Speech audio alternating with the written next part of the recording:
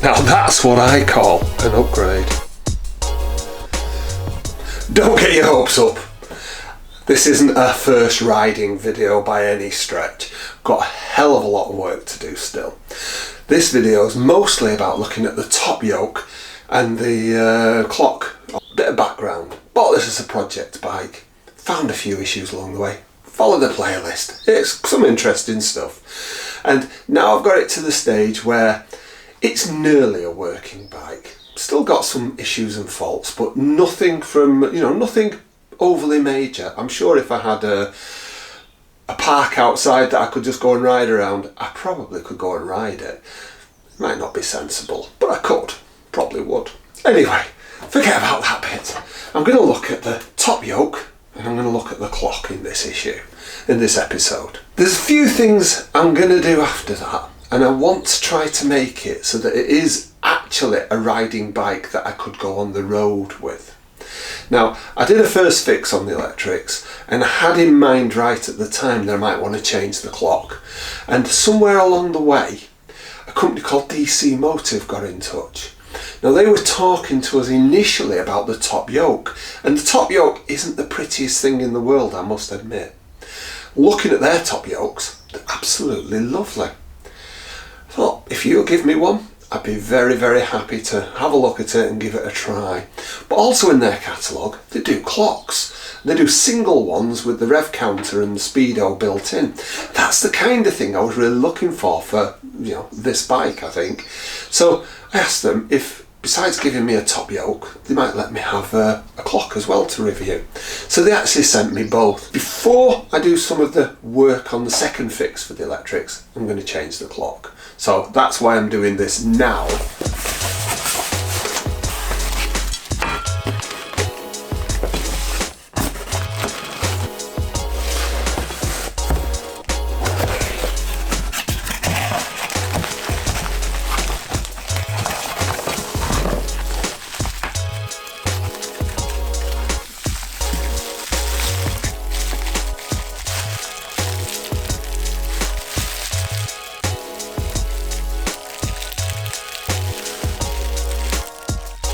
Can't say anything, but it looks fabulous.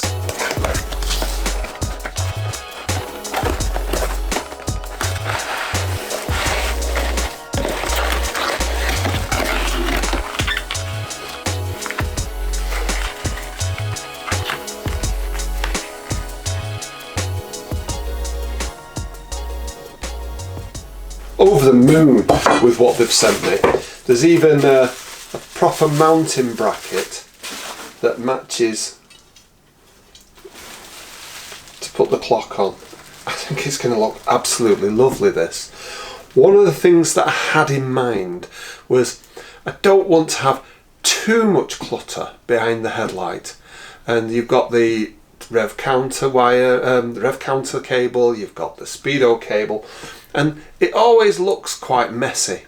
I know you can't get away with having every wire missing unless you go to a massive amount of work, but I think by using a clock that uses wiring rather than cables for the speedo, it's a GPS speedo, and for the rev counter, it picks it up from the pulses of the coils. I think that'll be absolutely brilliant. It'll make it so it's a hell of a lot cleaner there.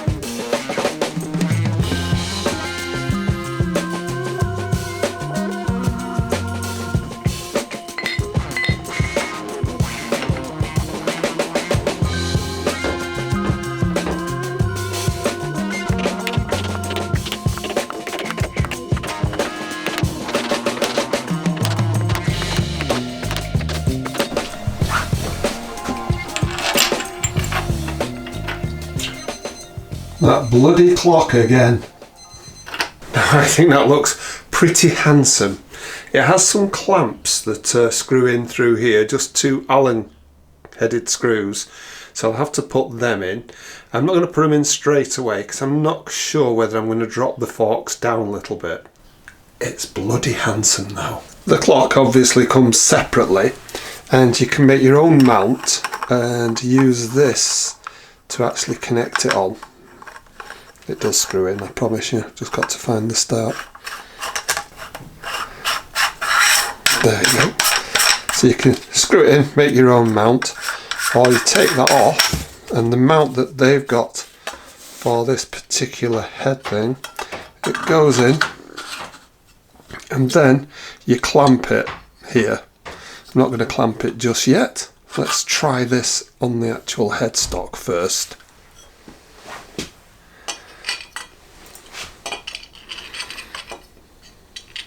Probably should have read the instructions earlier, but they give you a couple of extra washers, so, and it actually thinks that possibly the washer that was on originally might be too thin.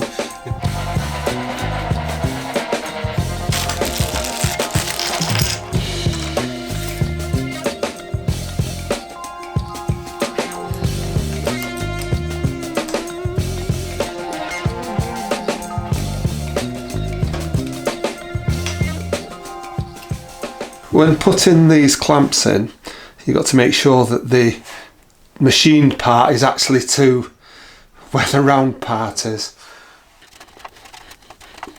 And there is a torque setting for each of these as well, which I'll have to look up and then torque them up. With a trial fit, this looks pretty wonderful. This is going to be a great view when I do get this bike out on the road.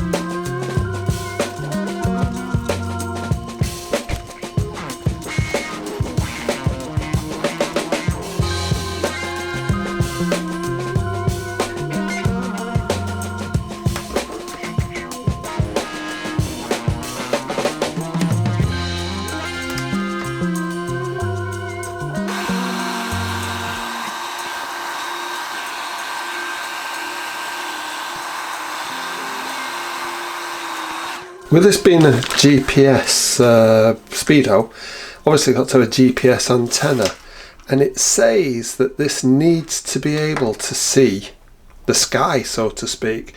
It can go through plastic and things, but might not be go through metal. So I'm going to have a fiddle about in where I'm going to position that, because it's not going to be easy to find somewhere that isn't obtrusive that this this can be. There's actually a nice machined part where this will stick against here, and I might end up making a plate when I'm sorting out the bottom end here, because I've got to sort out a mudguard yet. However, there's no point in tidying up the top and then having it look a real mess down here.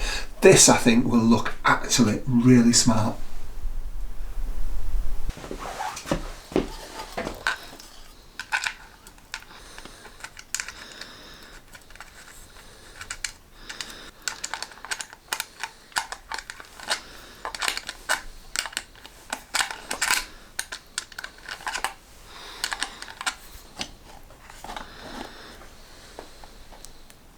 But what I want to do is make sure that the clocks will actually work.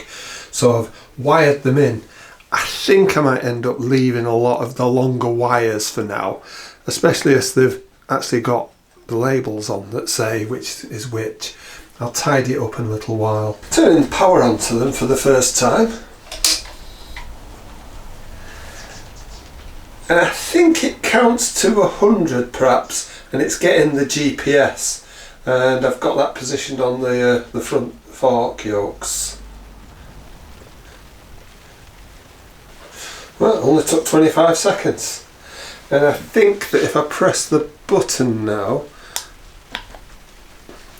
that I think is the trip meter. Let's read the instructions. There are 3 settings that you can change on this unit. To get to them, you press the button at the back, hold it in, turn the ignition on, and then when it comes up you can do pulse, odo. You can't change unit, but you can change buzz. Right, pulse.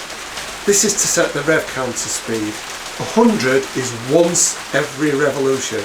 It picks up from the coil. So the odo is so that you can set this to the same setting as the speedo you're replacing.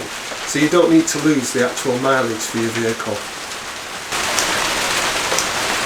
The buzz is it buzzes at a certain speed. Now I don't want it to buzz, so I'm going to set it to 150 miles an hour. I should never hear it.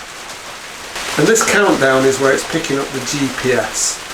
And it could count up to 100. If it gets to 100 it'll give up. I suspect it'll find it in a short while, although listening to the weather. Oh no, it found it. All the functions that I've got on it at the moment are working great. The main beam works, and the indicators, the warning for them all work as well. So it's set up and ready to go. Basically I just want to see if the rev counter works, so I'm just going to start it for a little while and see what happens. The expectation is it might take a little bit to start it.